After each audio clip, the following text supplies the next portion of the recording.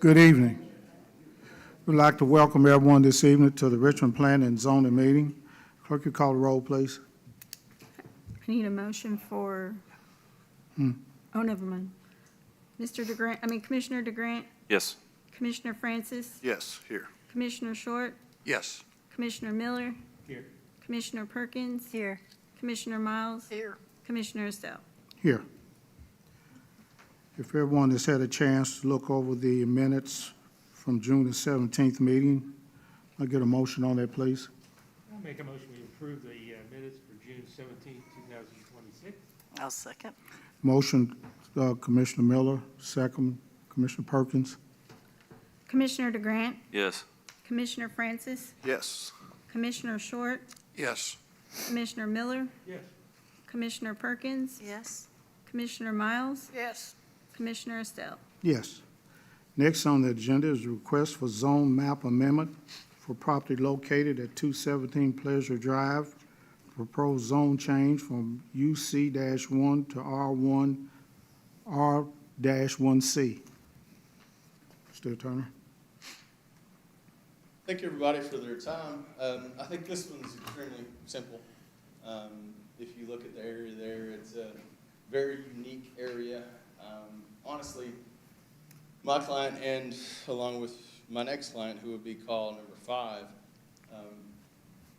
the system runs up the side of that, and they're going to grant each other an easement. It's extremely simple to me that they get the chance to be a part of the city of Richmond and enjoy everything that comes with that. That's all this is. It will be a single-family residence. It is a single-family residence. It will remain a single-family residence. The vacant lot will be his next home. It's very simple. This seems a lot on the corner, right? Yes. Okay. Yeah, very easy. I've spoke to Mr. Attorney, and I don't need to speak for him, but I believe he would concur with everything I'm telling you. Yeah, This is an absolute odd place within the city and county. and if I may, Corey, that the city's understanding with this up to this point has been a lot of these issues, and the reason for this asking is septic issues, and they're wanting to tie into city sewer. They're willing to pay the tie-on fees to that, and so it's literally they're wanting city services, which is one of the whole reasons behind annexing. Yeah, And the city line runs through the left property. It's there. It's underneath the ground that he pays taxes on. We just want it tapped in. That's all. yeah, I think. And we'll pay the cost to do so. I think in the years past, they have, several years long, some people had come before and wanted to, come in the city and others didn't. I think we did grant some several years ago. There was a large Yeah. partial of that, yes. Yeah, that was granted to come into the city. Any commissioners, any more questions? I get a motion on this? I'd make a motion that we approve the request for the zone map amendment for the property located at 217 Pleasure Drive, proposed zone change from UC-1 to R1-C. Second. Okay. Motion by Short, second by Dr. Miller. Commissioner DeGrant, Yes. Commissioner Francis, Yes. Commissioner Short, Yes. Commissioner Miller, Yes. Commissioner Perkins, Yes. Commissioner Miles, Yes. Commissioner Estelle. Yes. Next on the agenda is a request for zone map amendment for property located at 223 Pleasure Drive and 611 Benjamin Drive, proposed zone change from UC-1 to R1 to R-1C. Court. So these are the two properties that are across the street where the line goes. Both are owned by the same individuals.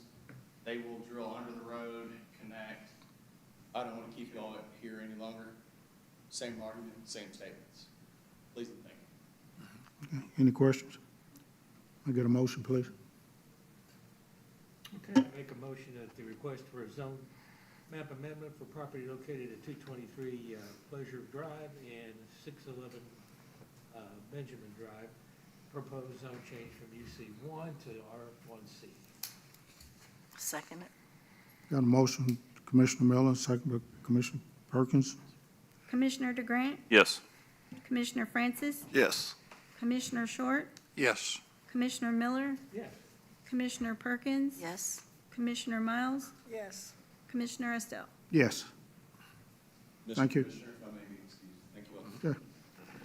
Next on the agenda is going to Carriage Place Phase 3 final plat.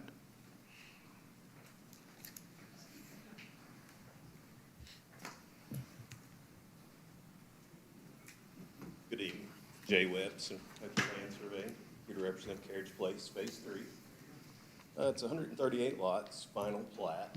Several months ago, the preliminary plat was approved. All the infrastructure has been completed, streets are built, curb gutter, final grade of blacktop, water, sewer, everything's in place at this point. So we're here tonight to ask for the final plat approval to be able to sell lots soon. Kevin, you got anything on this? For the record, the plat that you have before you has met all revisions. Those were, final corrections were sent from Marlon. I've confirmed all that. We do have 2 remaining items, but they are staff items. It's just the construction guarantee quantities for remaining items. I think maybe perhaps Steve will be sending those in, and then the establishment of the letter of credit. All that can be done within the house. If you're inclined to approve the plat, I would recommend based on staff approval. That way I can ensure those items are completed. Any more questions? You get a motion on that, please? Make the motion that we accept the plat as it, oh, well, with new provisions which were Just based on staff approval. just based on.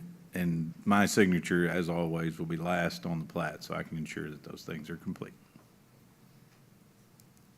Need a second? Second it. Yeah. Commissioner Perkins, motion second. Commissioner Short? Commissioner DeGrant, Yes. Commissioner Francis, Yes. Commissioner Short, Yes. Commissioner Miller, Yes. Commissioner Perkins, Yes. Commissioner Miles, Yes. Commissioner Estelle. Yes. It is, Thank you. it's a residential development. Thank you very much. Thank you, Jay. Thank you. Okay, next order is other business. Kevin? I have no other business. I would like to say that recently we had some problems, I believe, with housing that was R1 that people were renting out, and some people got injured with the floods. And this is a typical problem, and we've had problems now in Oak and other places. And I'm not sure we shouldn't have more ordinance about renting houses out that are R1 to other people. I'm not sure about the safety of those houses, and they're not really approved multifamily, like you approve them when they get done. They really are one.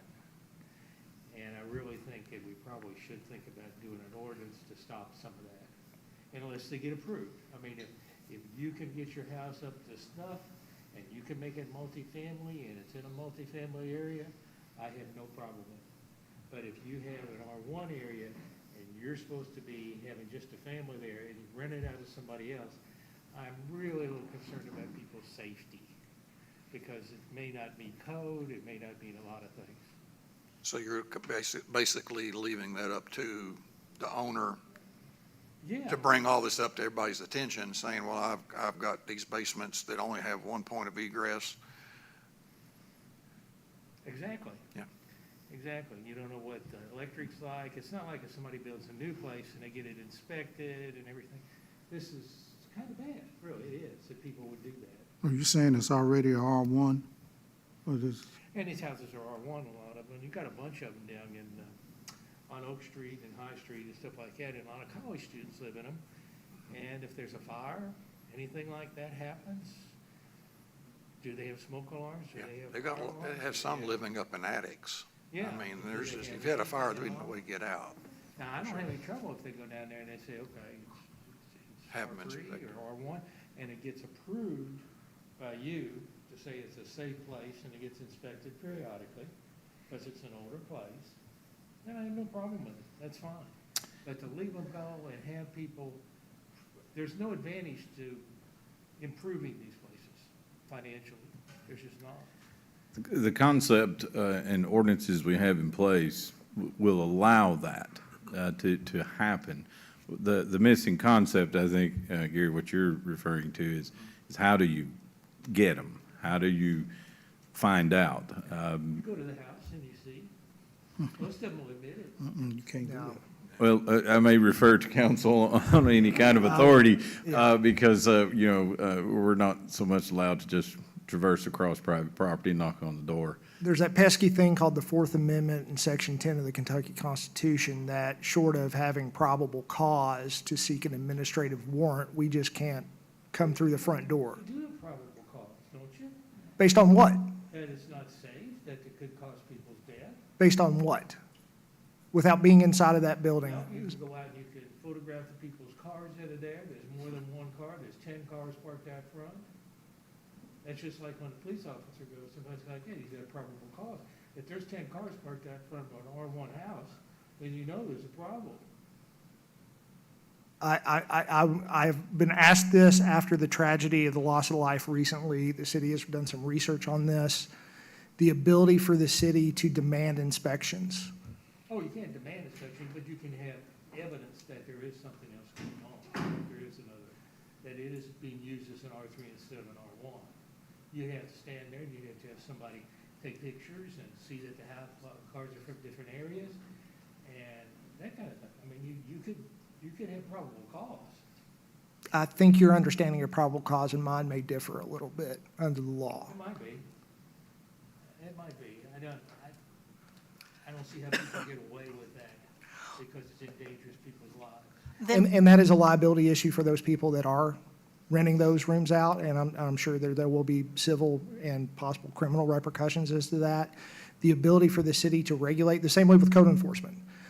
We may be aware that there are issues with the yard or the surrounding areas of a house, but our ability to say, hey, we want to come inside, unless we are granted access by the property owner or the tenant, the person staying there, without us having, probable cause to go to a judge and seek a warrant, we're a little hamstrung with that. And that's just the nature of the statutory law, but more so the constitutional aspects of it. And frankly, and this may be something that the General Assembly looks at and says we're willing to extend that authority to localities based upon the tragedy that happened here. But Dr. Miller, if you're asking me right now, the legal authority for the city to do what you're suggesting, I'm just not certain it's there right now. I think we're gonna have more problems, though. I think we're gonna have more tragedies, et cetera. So, other things are gonna happen, and it may force it on the assembly to do something. And if the General Assembly gives us that authority, we will take that. But, That's a sad way to have it, really hurt people before you get something changed.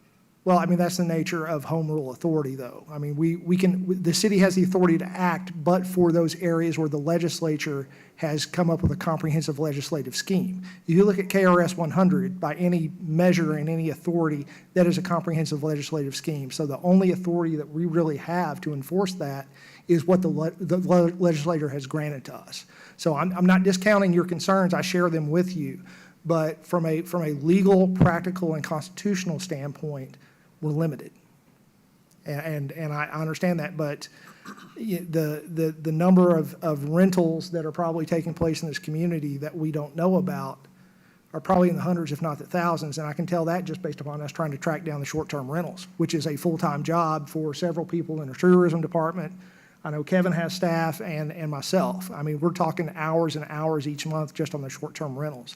If you extend that out to people renting a room in a house, again, I'm not discounting the safety aspects of it, but the practical aspects of it, it's a huge issue. And We make such a big deal about short-term rentals, but about long-term rentals, we do nothing. So, I mean, I understand what you're saying, but it just seems sad that we can't do more than that. We can't make people have to improve their property so that they don't cause damage to other people or loss of life. I agree. I know what you're talking about, but I think in one case, the people didn't have no vehicles. So you had no way, you had no way of knowing how many is there. These people didn't even have a vehicle. They were just renting a place out, so you have no way of knowing. A singular piece of relief, Commissioner Miller, if the building inspection department gets a building permit for a single room or removal of some structural component of the structure, correct me if I'm wrong, counsel, when they apply for that permit, essentially they are allowing entry. And the ones that we have had the opportunity to address is those that are affiliated with those building permits. And most often than not, they don't even understand the red flag that will go up because of the linking of our departments. So let's say they want to build on a sunroom. It's nice, everybody wants a sunroom. We get access. Oh, what's this for? Well, wait a minute, what's upstairs? What's going on downstairs? Two things can happen. We have to straighten everything up. We got to go into an R3 development. We got to provide parking, the whole shooting match. Or, quite realistically, they just don't do the sunroom. Well, I appreciate y'all's comments. Thank you very much, Chris. And unfortunately, thinking about the car situation, you do have people that have multiple cars, just as a resident. Yeah, I've got several cars. If they're parked out there, somebody Have a might, car lot. they might misconstrue that these are, each car constitutes one person. And Dr. Short, what would your reaction be if somebody from the city knocked on your door demanding Oh, entry yes, because of the I'm saying number of same cars in thing. your That's what I'm saying. I Yeah. understand that because Yeah. I see the situations like that.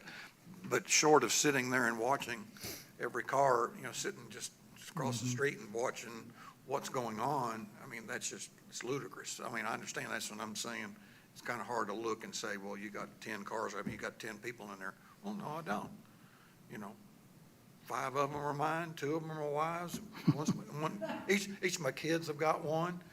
You've got your number. I will say that the city, obviously with the loss of life, the city is taking a hard look at this as far as what our options may potentially be. There aren't really too many good ones. And in speaking to the media and things like that, short of the General Assembly granting us additional authority, I'm just not certain that we have the authority we need to act as you suggest. When you said, would he mind somebody coming in his place, usually people who are doing the right thing won't mind. They'll let you in.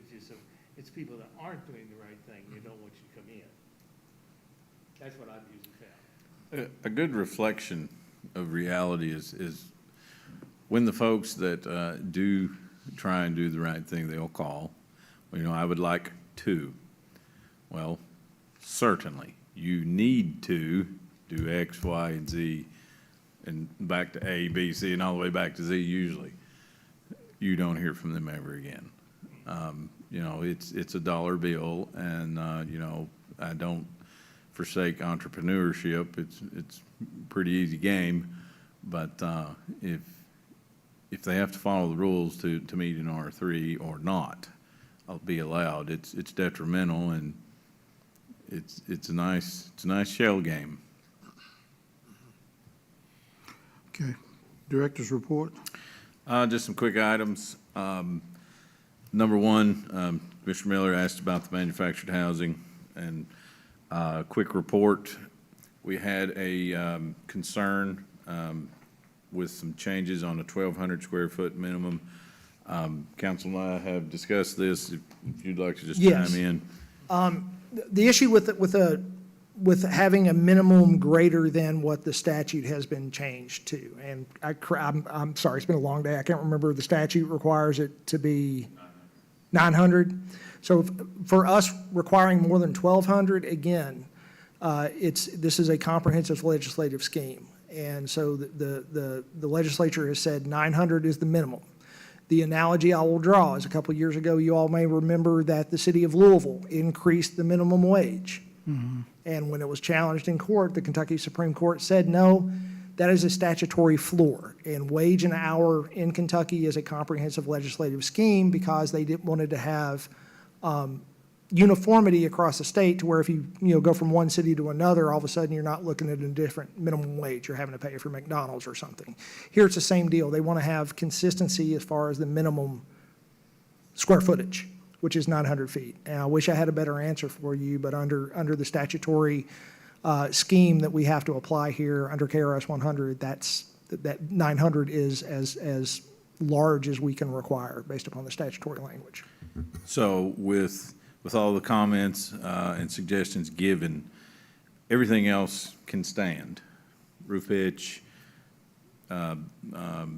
resembling the area, all of the skirting, the foundation, and things of that nature, all of that can stand. So after we have discovered this bit of information, we'll present to you at the next meeting that ordinance in its full glory with our minimum little things that we can put in there, and that'll be on the next meeting. And I really think even with those minimums and those requirements we have, I really think the key in the language is going to be that having to fit within the, 1/8 of a mile or whatever it is of the community to where that like is looking like. It's not, you're not going to have it's got to fit where they're putting it. And that may give us some additional enforcement to say, well, this doesn't really work here, even though it may meet roof pitch and all that. You want to put a neon purple,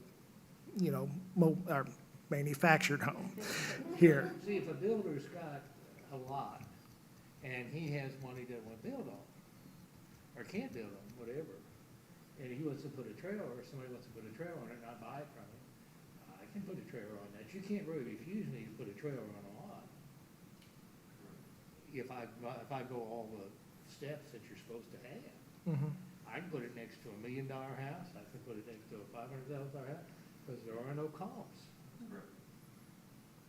So that's why I think that's so bad. That's such an overextension of the government, of telling us what to do in our own area.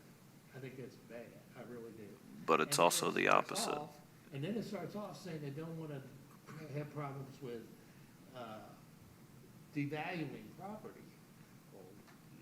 Well, that's kind of, if you put a trailer next to a $300,000 home, you're going to devalue it. Yes, I agree, but I will say the opposite of it is also true. It's also preventing discrimination for any sort of anything. That's really what this is for. That's why it went to the federal level and why it passed. There's a Oh, no. reason. But there's discrimination, but then there's just plain common sense that it. I'm not saying you're wrong, I'm just saying from you the gotta have opposite like side. that. And I have relatives that live in trailers. I have no problem with that. People have lived in my relatives in trailers. But to put them next to somebody who's worked all their life for a house and then do that, and devalue it, it's kind of bad. But isn't that where the like kind comes into play? If it's, a trailer wouldn't, Trailer. It's still a trailer. yeah, Still a trailer. yeah, it would not fit in a subdivision with $500,000 plus homes. So that would preclude that from happening, correct? Correct. Okay, good. Yes, it will. What? Yeah, Has to be like kind. square footage for that area, for that subdivision. But it has to be 900 square feet. No. The deed restrictions are what prevent manufactured homes, because they have to have a minimum square foot in deed restrictions. Yes. I would get calls all the time. Within the subdivision itself, Yeah. like. I would get calls all the time at Kentucky League of Cities about property use, and one of my first questions was always, are you in a deed restricted community? Because once you sign that contract to move in, short of an act of God or Congress, you've contracted for what you're having to live with. And if the fence has to be a certain look and the grass has to be a certain height, by golly, that's what you signed up for. That's a little different than government saying you've got to do X, Y, and Z, because there is a freedom of contract aspect to it, even though I know of some HOAs in other cities, not here, that are run like, But many people never even look at that. They don't look at that when they buy a home. They're not that. You would. Yeah, I deal with it, yeah. Well, when you advise a client, you should always show them the deed at least. But you can also, one of the biggest things for developers, for them, they can actually start I will say somewhat enforcing it, because they can do the deed restriction. It's up to them or the developer pretty much at this point, because all the city lots are pretty much fair game, pretty much. because it's not in the deed restrictions. Wouldn't we have the power, planning and zoning, when we get a new development, to say, with the provision that that manufactured homes are not allowed in this subdivision? At that point, I think you would at that point, I think you would almost look at a situation where it'd be governmental coercion to Oh, contract. they coerce us, don't they? Well, but essentially, we would be using that HOA as a stalking horse to carry out the governmental aims. And so I'm not saying it's impossible to do it that way. I'd say it would take an attorney probably sharper than I am to come up with a way to do that you're not going to be, yeah, I think if that approach is taken, you're looking at litigation almost immediately. And I think the city would be on the back foot because essentially you're using an HOA to do something the city otherwise would not be able to do. Not saying it can't be done, but if that's something the city was interested in, I think it would take a lot of research to figure out a way to do that. I think, well within your means, you can ask the developer, such as final plat here tonight. Oh, by the way, just out of curiosity, will you have deed restrictions, covenants and restrictions, and does it restrict manufactured housing? They can tell you yes or no. If they say yes, you have your answer. Then you can also have where they come in and say, we want to do a manufactured neighborhood, and you can have that just straight out. So there's different ways to do it, but the deed restriction is technically the only way to prevent technicality.